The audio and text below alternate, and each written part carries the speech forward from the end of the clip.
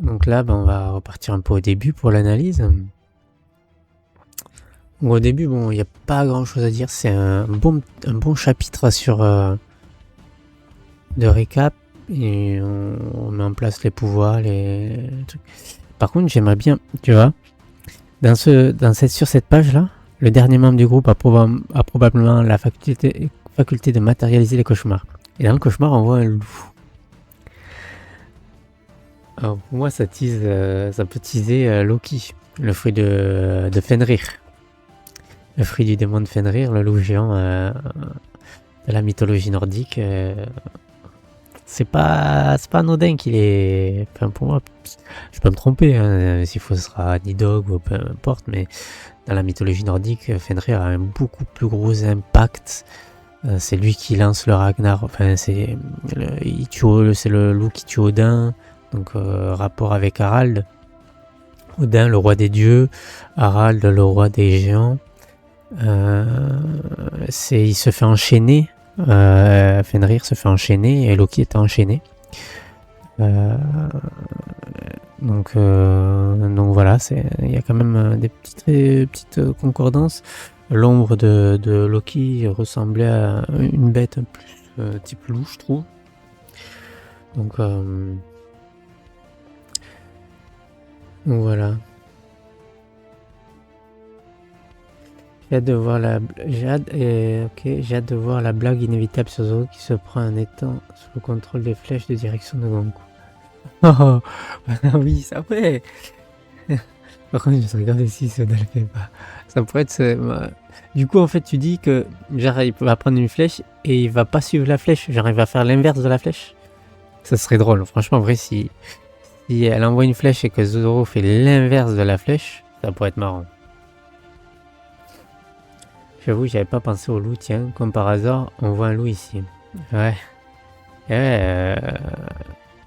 J'en avais parlé, je crois, la dernière fois de Fenrir. Zoro, le counter naturel avec Gunko. Pour une fois que c'est pas. Ça serait pas Usopp, tu sais, genre avec Perona et avec les fantômes négatifs. Ça pourrait être drôle. C'est vrai que ça pourrait être sympa. Des très belle double page. Et après, j'avais parlé, et ça faisait depuis l'arrivée de Dory et Broggy à Egghead. Il allait arriver un truc à Dory et Broggy, j'en avais parlé. Et ça faisait un moment aussi, j'en avais parlé quand ils se sont transformés la première fois. Je l'avais dit sur Twitter, j'avais fait des messages comme quoi il est arrivé quelque chose à Dory et Broggy. C'est pour ça qu'Oda les réintroduisait là, les faisait mettre en avant. Et je pense que Dory et Broggy, le contre-coup de ce qui va se passer là, ils vont se faire, à mon avis, ils vont se faire défoncer parce qu'on avait seulement vu ceux qui perdent le dôme irréversible, enfin le contrôle de Imu. C'est possible qu'en défonçant la personne. Donc Dory et Broggy vont se faire éclater, ils vont se faire défoncer.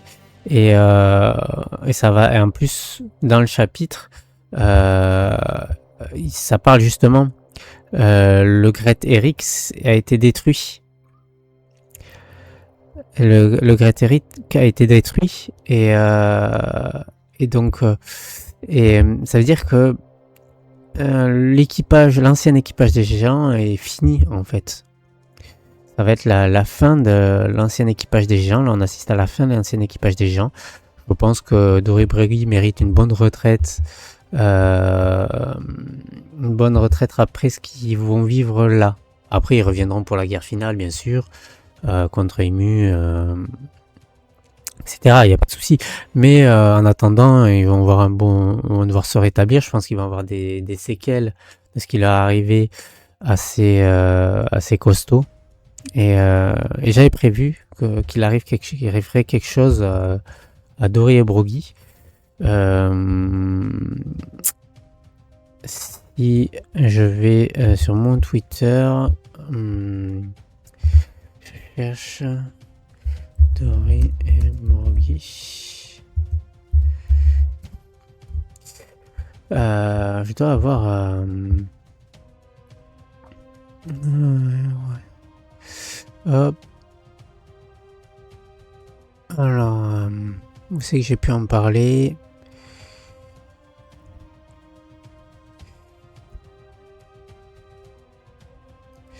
Alors.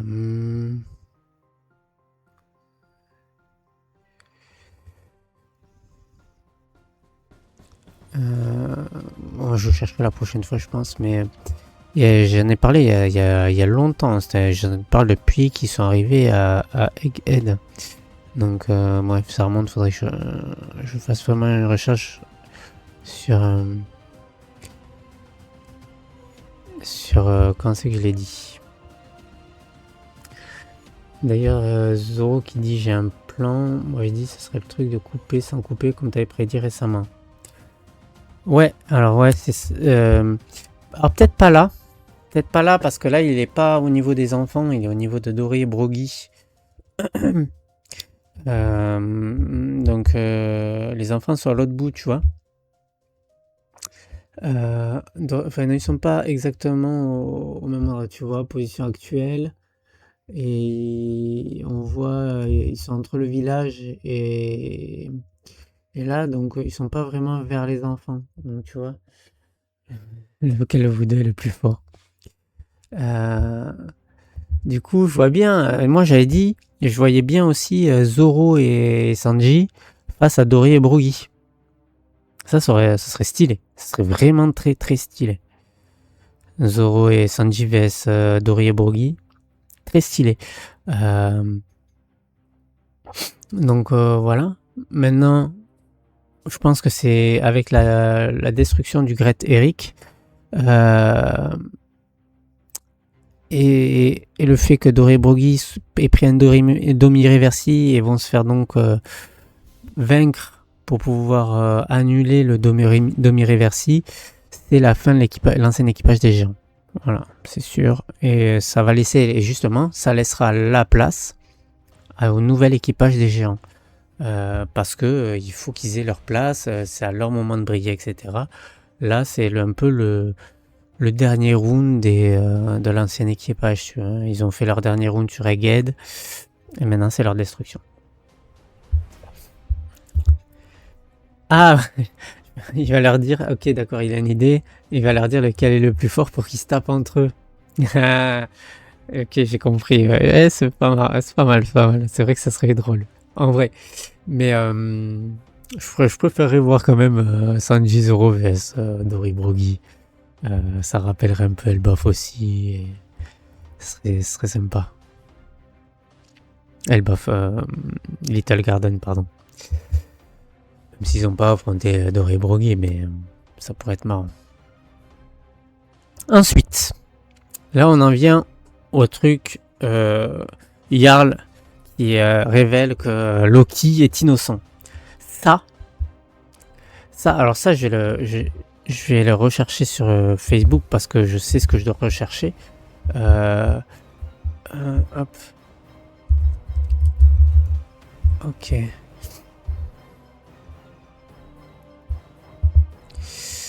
Là, ça y est, je dois l'avoir retrouvé.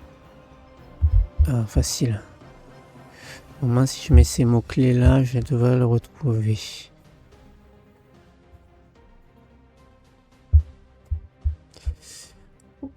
Voilà. Alors, attendez. On va mettre ça et on va ouvrir la page. Est-ce que c'est celle-là? Voilà. Alors, je vous laisse lire un peu ce que j'avais marqué. Je vais vous le lire.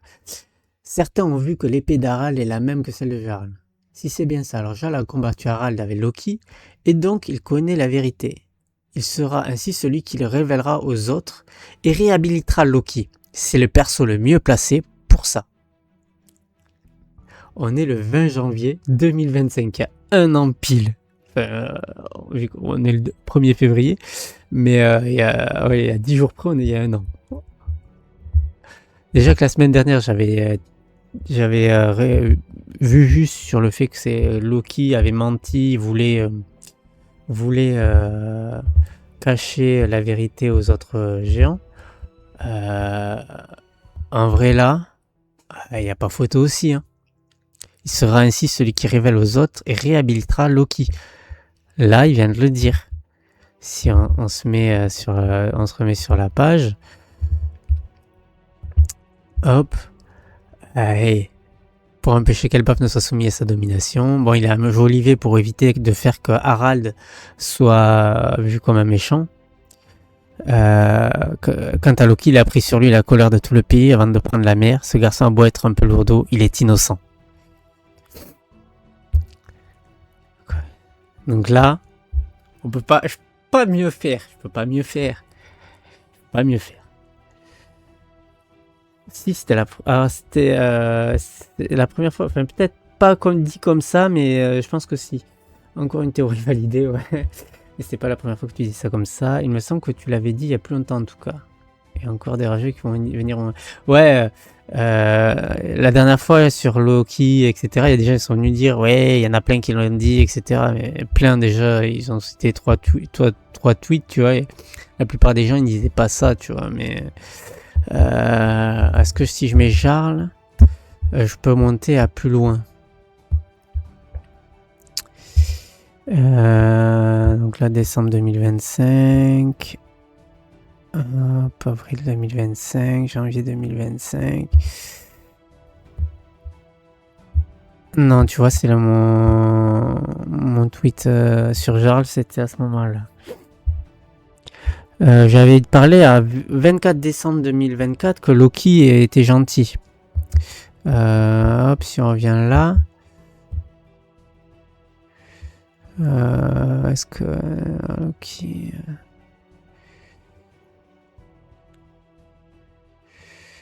Posé à son père.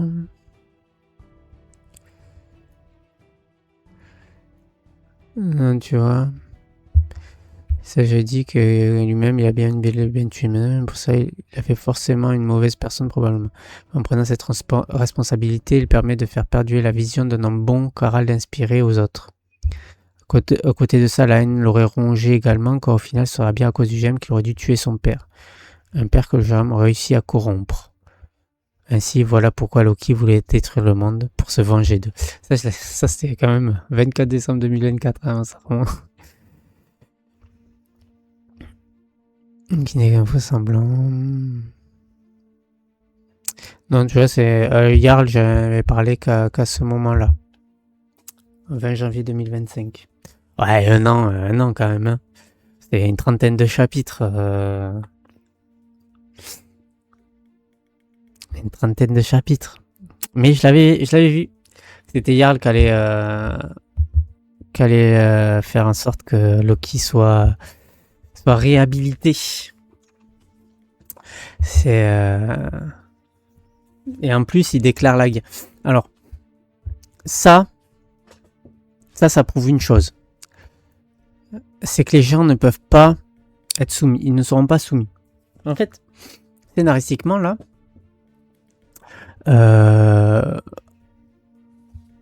il déclare la guerre au gouvernement mondial, entre autres. Et maintenant, tout le monde va dire non, mais c'est évident, alors que presque personne l'avait théorisé.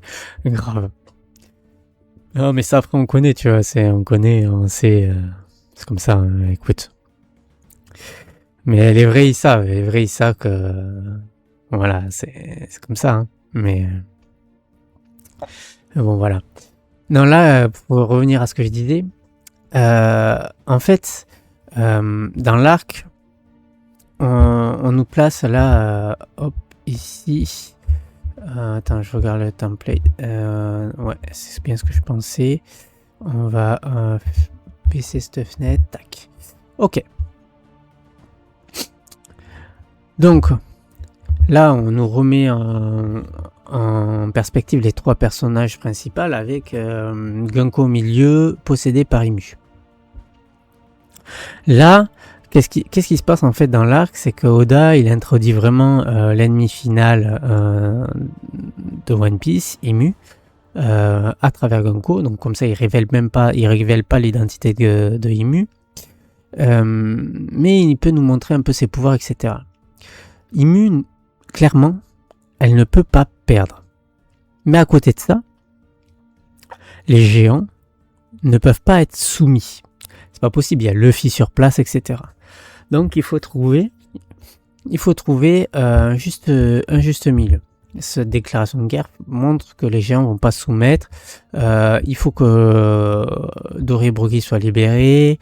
Il faut que les enfants soient libérés. Je vois pas mal Oda laisser les enfants se faire capturer, etc. Donc, il faut une solution. Et pour moi, cette solution, elle est plus qu'évidente. En fait, c'est que les géants vont réussir à battre les rêves. Ils vont battre aussi les Domi-Reversi. Sommer va se faire battre sûrement aussi. Ça, c'est pas très grave à la limite que eux se fassent vaincre. Mais Imu, elle, ils vont pas la vaincre. Ils vont pas la vaincre. Et même, tu vois, si elle était renvoyée, parce qu'elle est dans l'esprit de Ganko, mais si elle était renvoyée avec le truc de Brook, etc., qu'il se passait rien, ça serait une pseudo-défaite quand même, en fait. Hein, ça serait, putain, que ça. Ouais, je trouverais ça nul s'il me perd, ça démontrerait toute la tension et le mystère. Ouais, voilà. Donc ça serait un peu... en fait, ça mettrait, dirait, bah, elle est pas si ouf que ça, etc. Elle fait pas si peur que ça. Il est là le problème.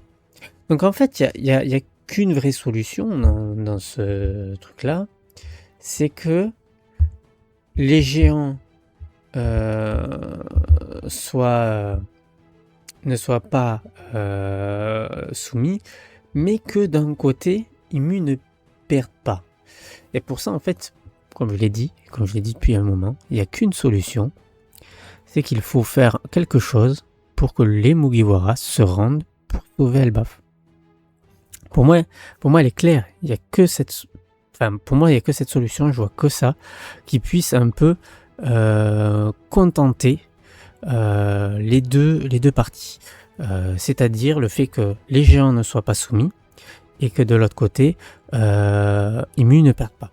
En fait, pourquoi Imu, elle veut, tu vois, c'est marqué. Notre ennemi semble vouloir avoir renoncé à ses ambitions, mais aujourd'hui, sans doute poussé par le besoin d'acquérir une force colossale, il a envoyé 3 de ses sbires pour servir cette nation. Imu l'a dit au début, elle a besoin des géants, mais c'est pour la guerre finale. C'est la merde, elle a dit c'était la merde à Marie-Joie, mais ça à mettre à part. C'est surtout pour la guerre finale parce que qu'est-ce qui s'est passé avec Ged? Elle a ressenti le haki de Joy Boy. Donc là, il va y avoir. Elle veut préparer la guerre finale. Elle sait que Joy Boy il est revenu, en gros. Puisque Luffy est là, etc. Elle a ressenti le haki de Joy Boy. Donc elle a peur. Donc il faut que elle amasse beaucoup de puissance pour lutter contre Joy Boy. Donc c'est pour ça qu'elle est venue là-bas, parce que ça allait pas assez vite à son goût. Et que maintenant, c'est fini de rigoler. Avant, c'était de la diplomatie, ils essayaient de convaincre les autres peuples de se rallier à elle. Maintenant, il n'y a plus de diplomatie. Mais vu qu'il y a Luffy, on peut pas faire la soumission des géants. Les géants ne se soumettront pas et ils le disent. Ils veulent pas se soumettre. Jamais nous ne couvrons les chines sous votre joug. N'ai-je pas raison, faire guerrer d'Elbaf?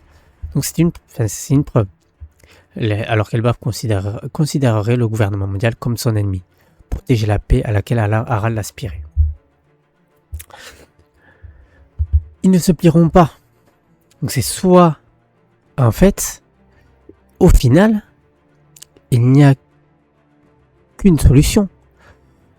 Si Imu n'arrive pas à les soumettre, la réponse elle est claire. C'est soit je vous ai, ça c'est une phrase que on dit souvent de ce genre de cas. C'est si vous êtes soit vous êtes avec moi, soit vous serez avec personne.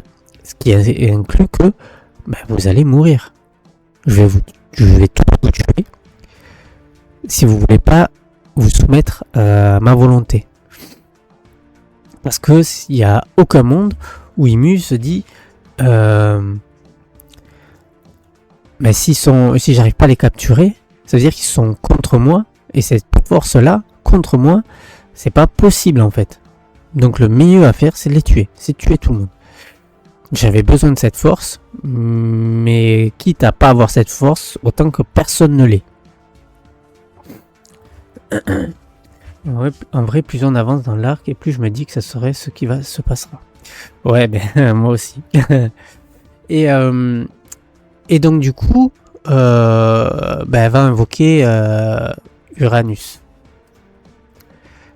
Et elle va leur remettre l'ultimatum. Alors moi je pensais que c'était... Il y a peut-être 2 ultimatums différents. Soit c'est remettez-moi Luffy, remettez-moi Luffy, ou ça sera soumettez-vous ou mourrez. Et là du coup, mais c'est soumettez-vous à moi pour la guerre finale ou mourrez. Mais si Luffy se rend, Luffy, l'incarnation de Joy Boy, celui-là qui a le Ito Autonomy nommé modèle Nika, si Luffy se rend, il n'y a plus besoin de soumettre les gens. Il n'y a plus besoin de faire une armée pour la guerre finale. Puisque l'instigateur premier de la guerre finale, ça sera... Alors, il faut mettre en perspective, les révolutionnaires sont ceux qui lanceront la guerre finale. Luffy, c'est celui-là qui la terminera. Donc Luffy sera l'instigateur, entre guillemets, premier, parce que c'est Joy Boy, etc. Même si c'est pas lui qui lance la guerre, ce sera lui l'acteur principal. Si ton acteur principal, de l'ennemi principal, c'est toi qui l'as sous la main, c'est toi qui l'as capturé, au final, t'as plus besoin de soumettre les gens. Donc tu peux te dire, avec forcément, dans ce moment-là, il y a de l'ego qui rentre en jeu et tu peux baisser ta garde. C'est-à-dire qu'en fait, tellement fort ces trucs qu'il s'est soumis. Donc tu peux accepter que les dernières demandes de ce mec-là que tu as soumis juste avec ta présence et une arme antique, etc. Parce que si elle invoque Uranus au-dessus d'Elbaf, ce qu'elle peut certainement faire, elle est quasiment sûre elle peut le faire, elle va le menacer de raser Elbaf, et Luffy avec son acquis de l'observation, il va voir Elbaf raser et il va dire je me rends. En fait, au final, elle n'aura pas soumis ce qu'elle voudra, mais Luffy, par son action, va permettre de sauver les gens. De cette manière, en fait, elle a plus besoin d'avoir les gens sous la main. Donc si, par exemple, il dit « je me rends, ok, on arrête, etc. Par contre, vous laissez Elbaf tranquille », mais après, elle peut...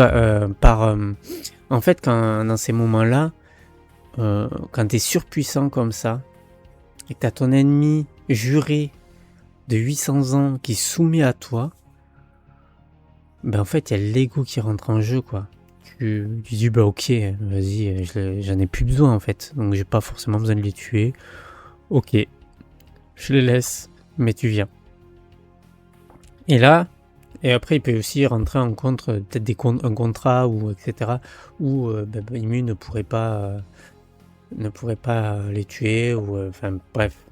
Il y aura sûrement une espèce de négociation comme ça où elle accepterait justement de laisser les géants tranquilles parce que justement son ennemi final s'est rendu à elle. Et là elle obtient ce qu'elle a toujours voulu, son ennemi, elle le contrôle, elle l'a soumis, elle va le capturer et elle va le faire exécuter devant tout le monde pour faire un exemple et asseoir sa domination depuis 800 ans, etc. Ce qui n'arrivera pas bien sûr, mais dans son état d'esprit, si on part du principe que les personnages ne sont pas omniscients, nous on est omniscients, on sait que Luffy, s'il se fait capturer, il sera forcément libéré. Mais eux, ils ne peuvent pas le savoir. Pour eux, ils ont capturé Luffy, etc. Et donc, ça y est, c'est fini. Même s'il y a une guerre qui éclate, ils sont gagnants. parce que Joy Boy ne sera pas là. Parce qu'ils auront exécuté Joy Boy. Devant tout le monde, ils auront fait un exemple. Ça me fait penser au raid de Nigashima un peu. Enfin, quand tu parlais d'un instigateur des révolutionnaires qui lance la guerre finale. Ouais, voilà, c'est ça. Les fours rouges qui attaquent en premier et après Luffy qui vient faire terminer. C'est ça. Hein, donc voilà. C'est important d'avoir cet aspect-là, c'est que Imu ne peut pas perdre, mais les gens ne peuvent pas être soumis. Et pour moi, la seule solution là qui existe, c'est que Luffy finisse par se rendre et en se rendant, et ben en fait il désamorce tout et il fait baisser aussi la garde de Imu, des dragons célestes, du Grossé, etc. Ils l'ont capturé, ça y est, c'est fini. Dans leur esprit, ça sera ça. Sauf que ben, nous, on sait bien, parce qu'on est omniscient, que ça va pas s'arrêter là. Pareil, il y a une longue explication sur... donc voilà. Voilà pour moi comment ça va forcément devoir se terminer. Un autre truc que je voulais y revenir... ils avaient expliqué comment les enfants étaient tenus. Donc le fait qu'il y ait le fruit des ronces invisibles, etc. Pour moi, je pense là que Zoro peut servir de justement couper ou ne pas couper. Ça, je voulais le redire en live cette fois. Pour moi, Zoro peut utiliser son technique couper ou ne pas couper, trancher les ronces sans trancher les enfants. Ça pourrait être une bonne solution. Et toute la flotte va venir le libérer. Hop, giga bataille navale. Exactement. Ça serait incroyable. Et je pense que ça va arriver. Hein. De toute façon, il faut qu'il y ait l'incident de la flotte de Luffy. La flotte de Egghead, elle n'a pas servi assez. Il y a une grosse mise en place. Oda a fait une grosse mise en place, une annonce narrateur de la flotte, etc., etc. Et elle a servi à rien. Donc il faut qu'elle serve cette flotte. Et donc je pense que ça va être celle qui va récupérer Luffy. Et voilà. Hein. Après, bataille et la chute de l'équilibre des pouvoirs, quoi. Le fait que Gaban dise que les ronces sont dures comme du fer, je trouve que ça indique que Zoro va agir. C'est que c'est dit les fruits des épines fait de lui un homme épique comme a manipulé les ronces à sa guise. Or, il s'est servi de ce pouvoir pour envelopper les enfants de ronces invisibles. Oui, leurs épines sont dures comme du fer. Ah ouais, voilà. Ouais, c'est vrai. En plus, le Zoro, il a appris le truc de couper ou pas couper par rapport au fait que Mr. One avait des membres épais, donc du fer, etc. J'avoue, tu vois, j'en avais parlé, c'était quand la semaine dernière. J'en ai parlé sur X, franchement. Donc, pas mal, hein. Ça met un petit point commun, tu vois. Couper le fer. Exactement, les connaissances des chapitres 50 à 100 qui servent au chapitre 1170. C'est là que tu reconnais un manga qui utilise vraiment toutes les informations qu'il donne.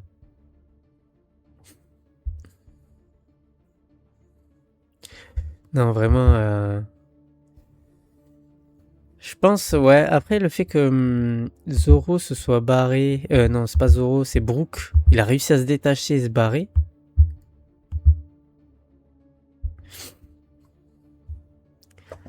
Brook a filé, je ne sais où, comment aussi une idée lui était soudainement venue. Déjà, comment il a réussi à se barrer? Ça c'est... Pourquoi il a pas libéré les autres? Ouais, c'est clair. Parce que là, on le voit plus, là. Là, dans le truc, on le voit plus du tout. Hein.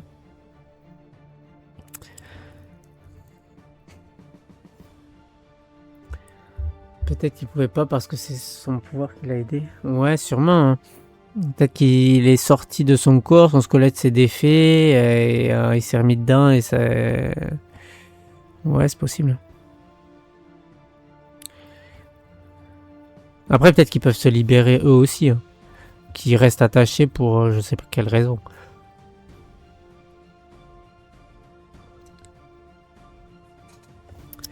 Ça reste à voir, on verra. Mais ouais, bizarre ça. Est-ce que son pouvoir peut l'aider contre les rêves? À voir.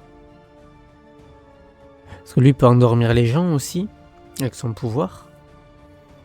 Donc, est-ce qu'il peut pas les réveiller aussi? Ouais, mais après ils sont déjà réveillés, donc en fait c'est Nightmare Hall. Est-ce qu'avec la musique, il peut pas faire quelque chose contre les monstres? Les rêves? Peut-être. Est-ce qu'il peut endormir? Est-ce qu'il peut réveiller? Ouais, à voir, à voir.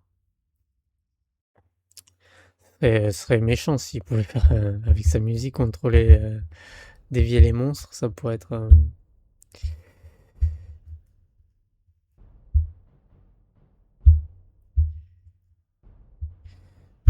Redis s'est barré.